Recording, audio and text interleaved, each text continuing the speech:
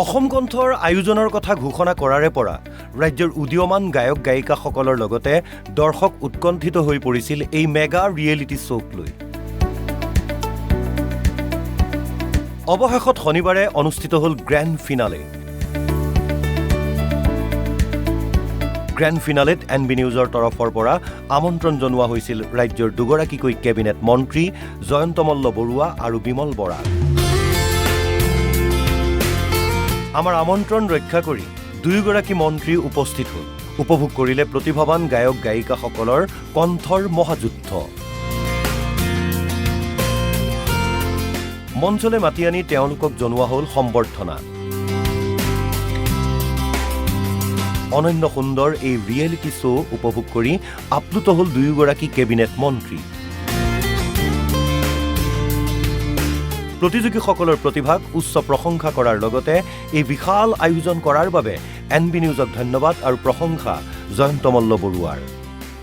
অসম কণ্ঠ গ্ৰেণ্ড ফিনালেত আজি যিসকল প্ৰতিযোগীৰে আহিছে সকলোকে মই শুভেচ্ছা জনাইছোঁ। আৰু আজি এনেকুৱা এখন সুন্দৰ মঞ্চত আহি সঁচাকৈ আনন্দ অনুভৱ কৰিছোঁ যে আমাৰ যিসকল গ্ৰেণ্ড ফিনালেত আহিছে, মই আমাৰ গড়গাঁও কলেজৰ তাই খুব সুন্দৰ গাইছে, ভাল লাগিছে, তাইক মই শুভেচ্ছা দিছোঁ।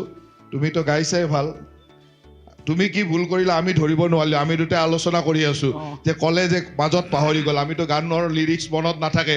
মই বিমলক সুধিছোঁ কি পাহৰি গ'ল, লিৰিক্স কেতিয়াবা পাহৰি যায়, একো নাই। মই ক'লো কি পাহৰি গ'ল, মইতো গমেই নাপালোঁ কি পাহৰি। গতিকে যিয়ে নহওক ভাল হৈছে, তোমালোক দুইজনকে শুভেচ্ছা দিছোঁ। ৰাজ্যৰ উঠি অহা প্ৰজন্মক এনে এখন বিশাল প্লেটফৰ্ম দিয়াৰ বাবে এনবি নিউজক ভূয়সী প্ৰশংসা মন্ত্ৰী বিমল বৰাৰ। লগতে ধন্যবাদ জনালে CMD নৃপেন দাসক। এনে প্ৰচেষ্টাই ৰাজ্যৰ প্ৰতিভাৱান গায়ক গায়িকাসকলক উৎসাহিত কৰিব বুলি মন্তব্য কৰিলে মন্ত্ৰী বিমল বৰাই। এনবি নিউজে অসমৰ যিসকল প্ৰতিভাৱান শিল্পী, বিশেষভাৱে মহাবিদ্যালয়সমূহৰ যোৱা 3 বছৰৰ বেষ্ট ছিংগাৰসকলক মোক ইতিমধ্যে জানিবলৈ দিয়া মতে প্ৰায় 509 গৰাকী এনে বেষ্ট ছিংগাৰক নিমন্ত্ৰণ জনাই অসম কণ্ঠৰ এই অনুষ্ঠান তেখেতসকলে আয়োজন কৰিছিলে।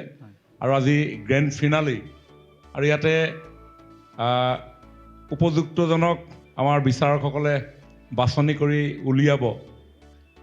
এনেধৰণৰ অনুষ্ঠানে আমাৰ মাজত লুকাই থকা প্ৰতিভাসমূহ বিকাশ কৰি নিজকে প্ৰতিষ্ঠা কৰিবৰ কাৰণে এটা সুযোগ পায়। মই ভাবোঁ যে এই এনেধৰণৰ মঞ্চৰ মাধ্যমেদি আমি আমাৰ অসমত বসবাস কৰা বিভিন্ন জাতি জনগোষ্ঠী ভাষা ভাষী সকলোৰে মাজত থকা যি বৰ্ণাঢ্য সংস্কৃতি, এই সংস্কৃতিসমূহ আমি উলিয়াই লৈ যাবৰ কাৰণে নিশ্চয় সক্ষম হ'ম। আৰু তাৰ পৰিৱেশ ইতিমধ্যে অসমত নিৰ্মাণ হৈছে। এই এনবি নিউজে অলপ দিনৰ আগত বোৱাৰী বিহু পাতিছিল নহয় আপোনালোকে, বোৱাৰীসকলৰ মাজত বিহুৰ কম্পিটিশ্যন পাতিছিল। মই ভাবোঁ যে এনেধৰণে আমাৰ সকলো বস্তুবিলাক আমি প্ৰমোট কৰিব পাৰোঁ, তাৰ কাৰণে পৰিৱেশ নিৰ্মাণ কৰিব লাগিব। আৰু মই ভাবোঁ এই মহান শিল্পীসকল, আপোনালোকৰ যি মহামঞ্চ, ইয়াত আপোনালোকে নিশ্চয় আগবাঢ়ি যাব। আৰু আমাৰো কৰণীয় হিচাপে কৰিবলগীয়া নিশ্চয় থাকিলে আপোনালোকে বিচাৰিলে কৰিবৰ কাৰণে আমি প্ৰয়াস কৰিম। আজি ইয়ালৈ নিমন্ত্ৰণ জনোৱাৰ কাৰণে মই সকলোকে ধন্যবাদ কৃতজ্ঞতা জনাই মোৰ বক্তব্য সামৰিছোঁ। Thank you. News desk report, NB news.